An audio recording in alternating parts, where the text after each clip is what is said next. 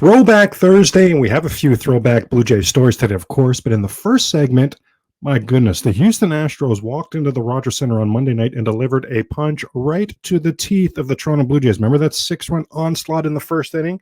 Astros cruised to that 11-4 victory, and it looked like this 4-game series was going to be an absolute nightmare. Later on today, right, at this point now, the hot Jose Berrios on the mound as the Blue Jays actually have a chance to take 3 out of 4 in this series. You are Locked On Blue Jays, your daily Toronto Blue Jays podcast. Part of the Locked On Podcast Network, your team every day. Hello, friends. Craig Ballard, Locked On Blue Jays. I am Locked On Blue Jays. I am thankful that you're choosing to spend part of your day talking Toronto Blue Jay baseball with me. Reminder that Locked On Blue Jays is part of the Locked On Podcast Network, your team every day. And also want to remind you that all the Blue Jay games this season, of course, are available to take in and catch on Sirius XM. If you are watching today's Locked On Blue Jay podcast on the Locked On Blue Jay YouTube channel, thank you for that. Please be so kind to hit that like, hit that subscribe, add that comment, please, and thank you. And for the everydayers, making Locked On Blue Jays your first podcast listen each and every day, can't thank you enough. Please hit that 5-star review also. The Locked On Blue Jay podcast on Apple, I think, is at 3.3 out of 5 in total. The reviews for this season have been great, so thank you guys so much for that.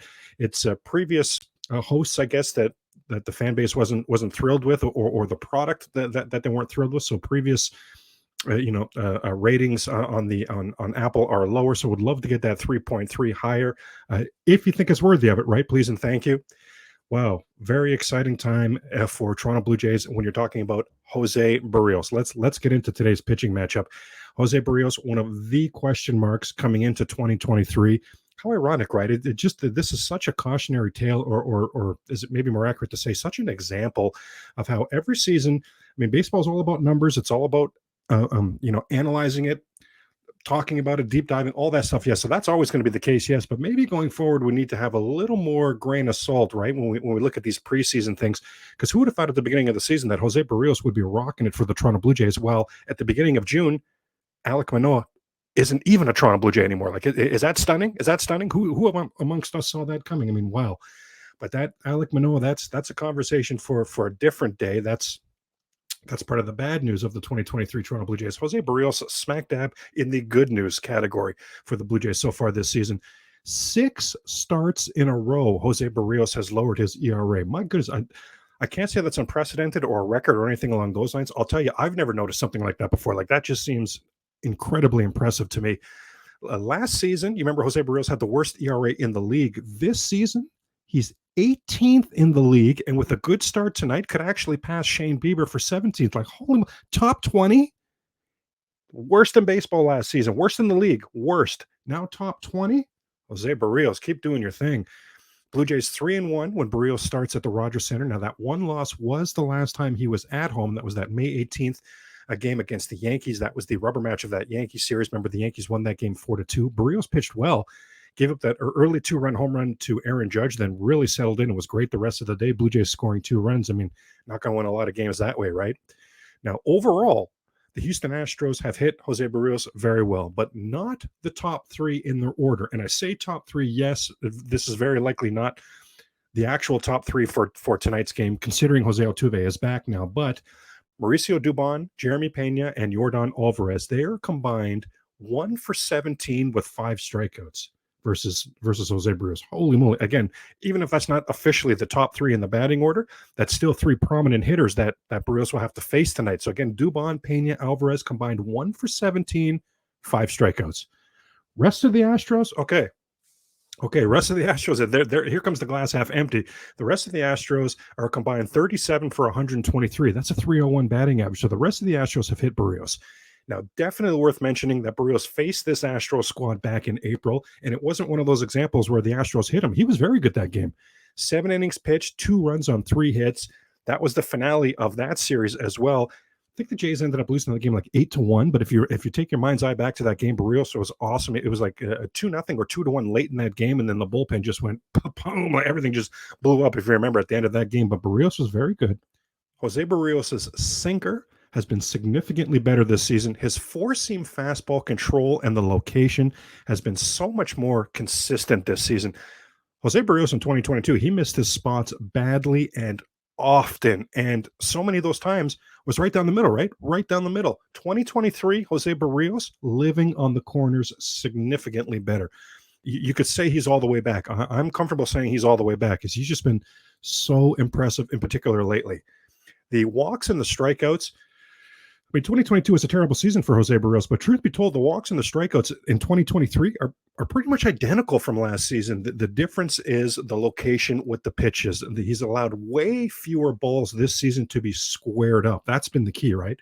Jose Berrios last season had 10 double-digit 10 starts where he allowed at least 5 earned runs. And you know from last year, I mean, there was an 8 in there, a 9 in there, a 7, a 6. Like, it wasn't just 5 every, as if 10 starts allowing 5 runs isn't bad enough. But some of those, of course, remember, that's at least 5 runs.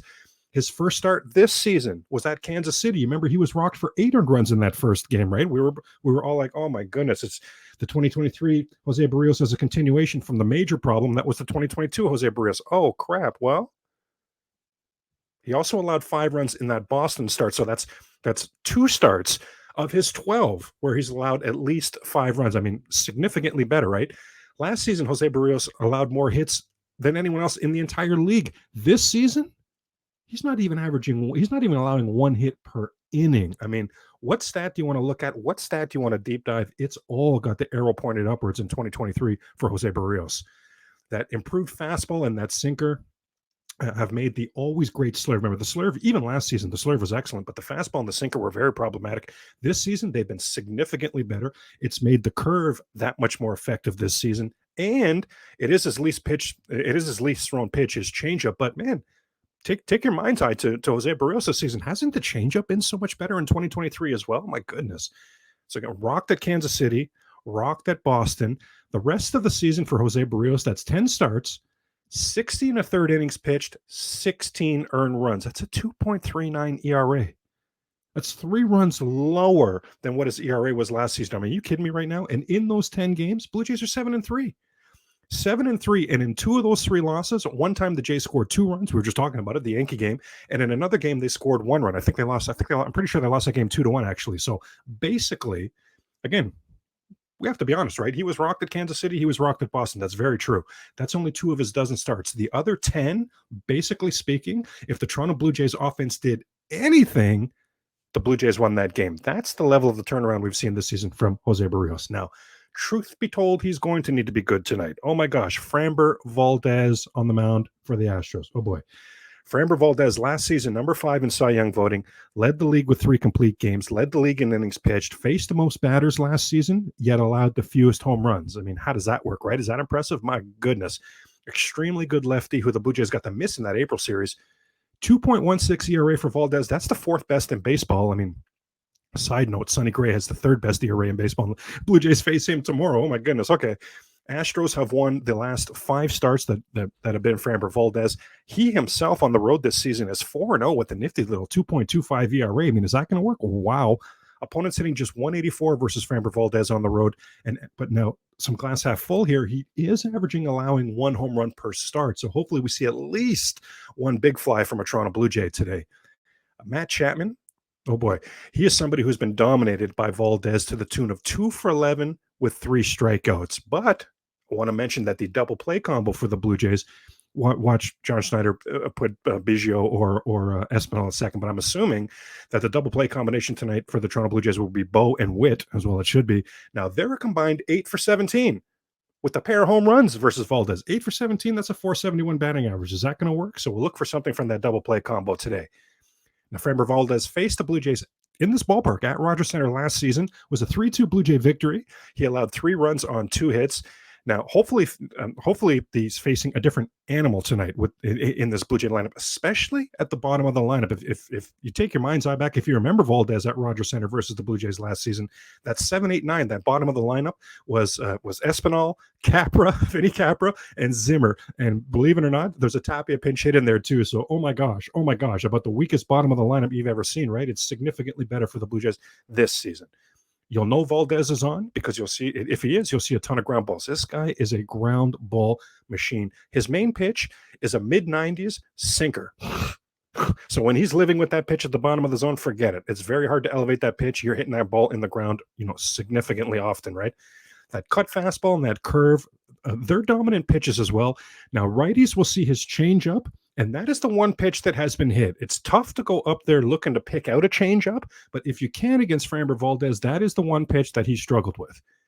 Now, this game, of course, available to take in on SiriusXM. And coming up on Locked On Blue Jays, we have a few Throwback Thursday stories with a Blue Jays and Astros theme. But first, I wanted to talk to you about Bird Dogs, stretchy pants, and shorts. Bird Dogs make you look good, okay? Can I tell you something? I've got 2 pairs of Bird Dog stretchy shorts. They make you look good. They're khaki shorts. They're designed for a slimmer fit, easy for me to say, a slimmer fit, right? And it helps your thigh and your leg. I mean, it gives you that sculpted look. I like the way I look in these shorts here. And the shorts themselves, I want to say, I like the colors they have as well. They fit way better than regular shorts, and they're made of your regular shorts. It's like a stiff, restricting. Is that the way to put it? Like a restricting cotton on most shorts materials. Not the Bird Dogs. The Bird Dogs they've actually invented a cloud knit fabric that it looks just like khaki, but it stretches, so you get a way slimmer fit without having to sacrifice any movement, and you certainly aren't sacrificing comfort. You're increasing the comfort, I'll tell you that. Bird Dog uses anti-stink sweat wicking fabric.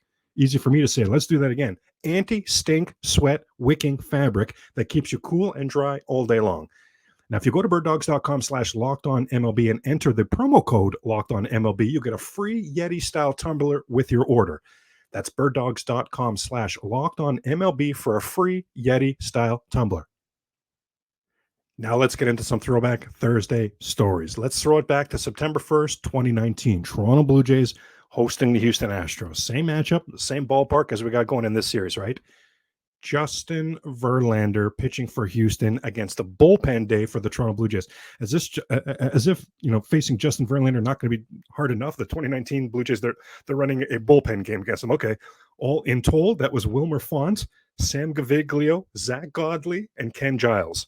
Giles was legit, right? But Wilmer Font, Sam Gaviglio, and Zach Godley against Justin Verlander. I mean, what could go wrong, right? Okay.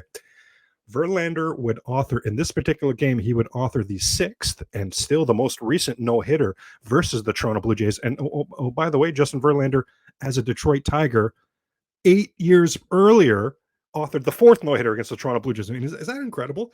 I'm huge on greatness being measured over time. Well, I mean, Justin Verlander, is he incredible? No hits the Blue Jays in 2011 as a Tiger, comes back and no hits them as an Astro in 2019. Incredible.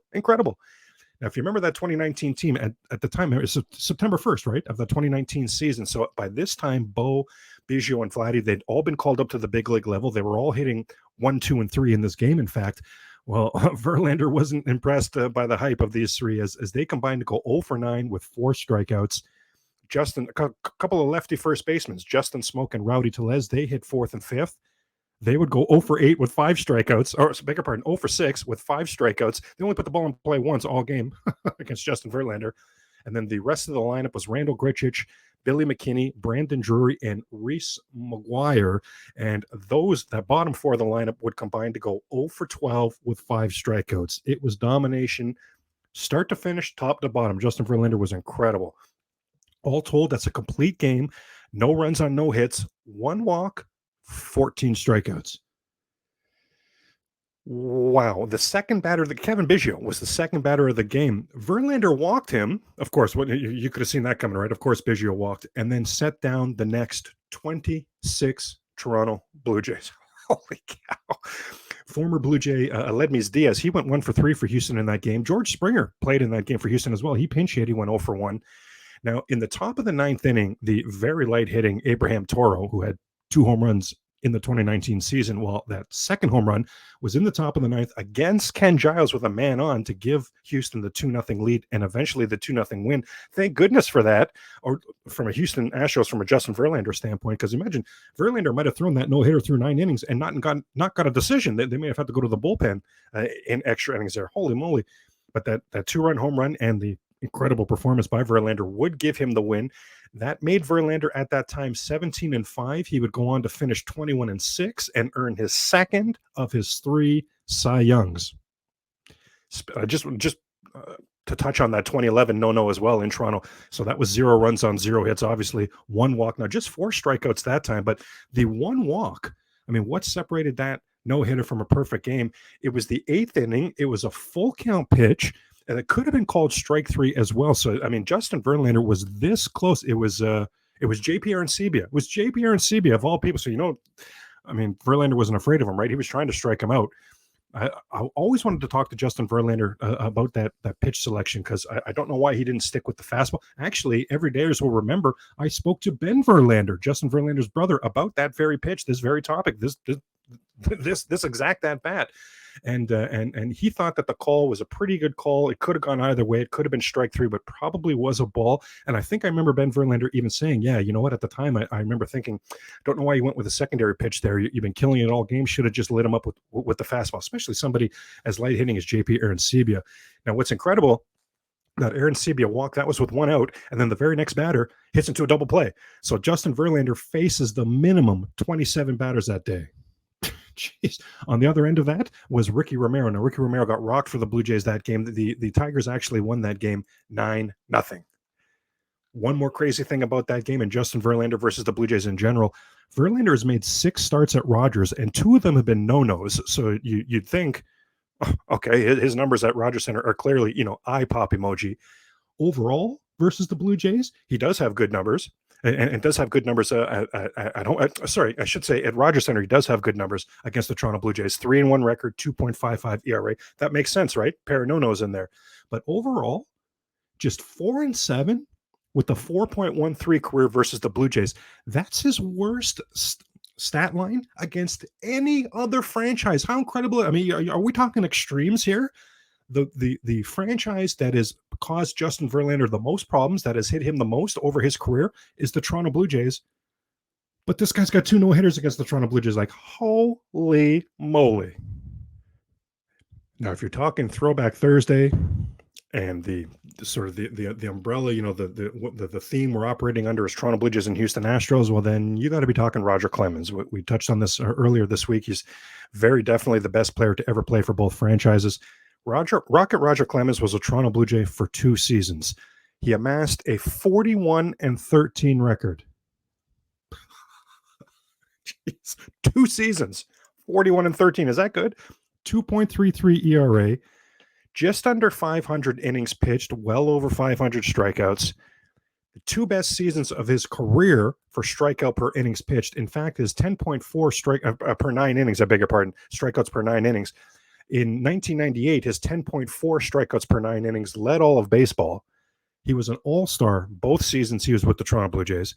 He was a 20-game winner both seasons he was with the Toronto Blue Jays. Led the league in wins both seasons with the Toronto Blue Jays. Led the league in ERA both seasons with the Toronto Blue Jays. Led the league in strikeouts both seasons with the Toronto Blue Jays. That's the Triple Crown. Yeah, we know there's a Triple Crown for batting. There's one for pitching as well. If you lead the league in wins, strikeouts, and ERA, that's the Triple Crown for pitching. Roger Clemens, 2 years with the Blue Jays, 2 pitching Triple Crowns. My goodness. And there's goodness in here as well for the analytics crowd. He led in both of his seasons. He led the league in ERA plus. In both of his seasons, he led the league in FIP, fielding independent pitching. In both seasons, his 2.25 FIP in 1997 actually is the best in franchise history. So if you're a FIP fan, then Roger Clemens is for you. He had the 2 best seasons in Toronto Blue Jay history for adjusted ERA plus, and he had the 2 best seasons in Toronto Blue Jay history of adjusted wins. My goodness. Holy moly. Absolutely incredible. He was 10th in MVP voting. He was a Blue Jay in 97 and 98. So on top of the Cy Young heroics, he was also 10th in MVP voting in 97, 11th in 98, Cy Young both of those seasons. And remember now, that's on the heels for the Toronto Blue Jays of Pat Henkin winning the Cy Young in 96. So the Toronto Blue Jays had the Cy Young Award winner in 1996, 1997, and 1998. Pretty incredible. No wins came, all right? There was no team success that came with that. You already know that. I was going to say, I'll tell you that, but you already know that. But yes, I mean, individual performance-wise, how about a team with 3 straight Cy Young winners? Very, very impressive. Roger Clemens had an 8.1 WAR in 1998. That's the third best ever in the history of this franchise. And his 11.9 WAR in 1997 is the best season and is the best WAR in franchise history. My goodness. He in 1997, his ERA, you talk about minuscule, was 2.05. It was 2.05. That's the lowest in franchise history. His 1.03 WHIP in 1997 is the second best in franchise history. Alek Manoah, 0.992 WHIP last season is the best in franchise history. I know it's too early to bring up Manoah, right? I know.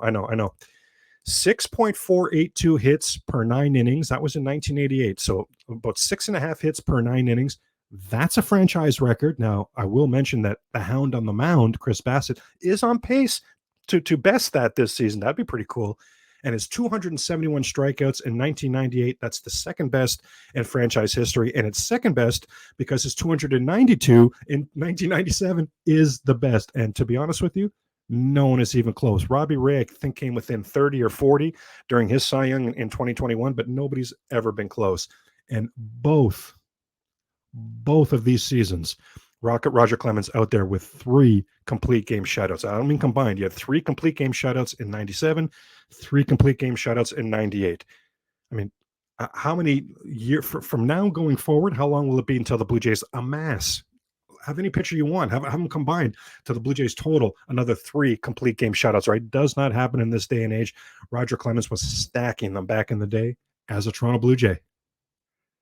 And finally, on Throwback Thursday, Toronto Blue Jays story doesn't have anything to do with the Houston Astros, but this is a request from a frequent commenter on the Locked On Blue Jay podcast on YouTube, Dulcimeris. Dulcimeris, I see your comments. I enjoy interacting with you. I appreciate your support. I appreciate you. You're becoming an everydayer, Dulcimeris. I see you making comments a lot there. I really thank you for that. And Dulcimeris dropped a comment, hey, on one of the Throwback Thursdays, if you could ever talk about Cecil Fielder, one of my favorite former Toronto Blue Jays. Well, Dulcimeris, you support me the way you do, then that means for me, ask and ye shall receive. Absolutely, yes. The big fella, Cecil Fielder, right?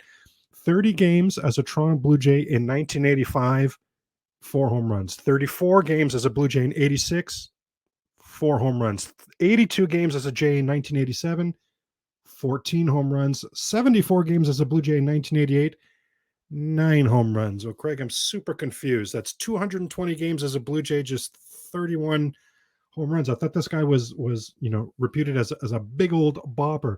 He was. Unfortunately, those games were not as a member of the Toronto Blue Jays. In fact, he hit 31 home runs over parts of 4 seasons for the Toronto Blue Jays. Well, he would have 6 seasons going forward, 6 seasons where he hit at least that many with the Detroit Tigers. At the time, you'll probably remember Cecil Fielder was platooning at first base with Fred McGriff. So even if the Blue Jays could see the potential in Cecil at that time, and really you couldn't see the potential at that time, but of course you could see it in Fred McGriff, and at-bats needed to be made for Fred McGriff, right? And I think things worked out there. That's Hall of Famer Fred McGriff, right? I think things might have worked out okay there, yes. So, but platooning with Fred McGriff, so he heads over to Japan. He plays 1 season there. He hits over 300 and hits, I think it was 38 home runs. So he reestablished himself quick, and it didn't go well early for him too. He really adjusted, and to his credit, really started to just hit really well over there in Japan. So the very next season, 1990, Detroit Tigers bring him back to North America on a 2-year, $3 million prove-it deal, right? Like, you killed it in Japan. That's different pitching than here. Are you really an awesome hitter? Prove it to us here, and then you'll see that big payday. Now, in 1990, on the last game of the season, the Tigers are at Yankee Stadium. How cool is that? I mean, how historic, playing at Yankee Stadium, and Fielder does this. He hits for season home runs number 50 and number 51. My goodness, is that good? Walks back into Major League Baseball, comes back from Japan, walks back into North America, into the Major League Baseball, 51 home runs. He became the first player to hit 50 bombs since all the way back in 1977. That was George Foster at that time, Cincinnati Reds. 1990, second in MVP voting to Rickey Henderson. That was his first season back with Detroit. The next season, 1991, second in MVP voting to Cal Ripken Jr. I mean, holy moly. And those Detroit Tiger teams didn't do a lot of winning, right? The only reason Big Cess wasn't winning MVPs is because Oakland with Rickey Henderson, Baltimore with Cal Ripken Jr. were having much better seasons, and of course Ripken Jr. with that Ironman record, right? 51 51 home runs as he walks back in the door in 1990. The next closest is in the American League is Mark McGwire with 39. The next closest in baseball is Ryan Sandberg with 40. So here's Cecil Fielder, can't find an everyday playing role with the Toronto Blue Jays, can't find an everyday playing role in Major League Baseball, has to go over to Japan. He's only there 1 year, reinvents his wheel, completely establishes himself, walks back in the door, and leads baseball by 11 home runs. Is this impressive? Holy moly. Big Cess is one of only 4 players ever to hit the ball out of Old Tiger Stadium, out of the stadium. He's the only Detroit Tiger to ever do it as well. He's also the only player to ever hit it out of Milwaukee's old ballpark, and there's some Blue Jay ties there as well, as that was off former two-time Blue Jay, Dan Plesac. By the way, Dan, if you're watching, and I know you're not, but man, I'm reaching out to you on Twitter. I'm trying to get Dan Plesac to come and join us on the Locked On Blue Jays podcast, 1988, final season of his career, and he still hit 17 home runs for the then Anaheim Angels. So he just came back to North America hitting bombs left, right, and center. He would have almost 700 more RBIs for the Detroit Tigers than he would for the Toronto Blue Jays. Holy moly. Holy moly. Cecil Fielder led baseball in RBIs in 1990, 1991, and 1992. He totaled 389 RBIs. Again, those are his first 3 seasons coming back from Japan, trying to establish that, hey, never mind the prove-it deal. I am the real deal here. 389 RBIs over the first 3 seasons when he walks back in the door coming back from Japan. Is that good? Holy moly. Dulcimer, I see why this guy was one of your favorite players. Holy moly. Now, his son, Prince, of course, was a prolific home run hitter as well. Cecil and Prince Fielder, they're the only father-son duo to ever hit 50 home runs in a season. How impressive is that? How impressive is that? Now, I do wish there was, happier things to talk about when it comes to Cecil and Prince. I like them both as players, and father-son relationships, you always want to root for them, right? But no, they've been estranged for quite some time. There was a nasty divorce in the family with Prince's mom and Cecil. That began a rift, and then money arguments from there really got in between these two. They haven't spoken in quite some time. Now, Fielder was acquired at the trade deadline in 1996 by the hated New York Yankees.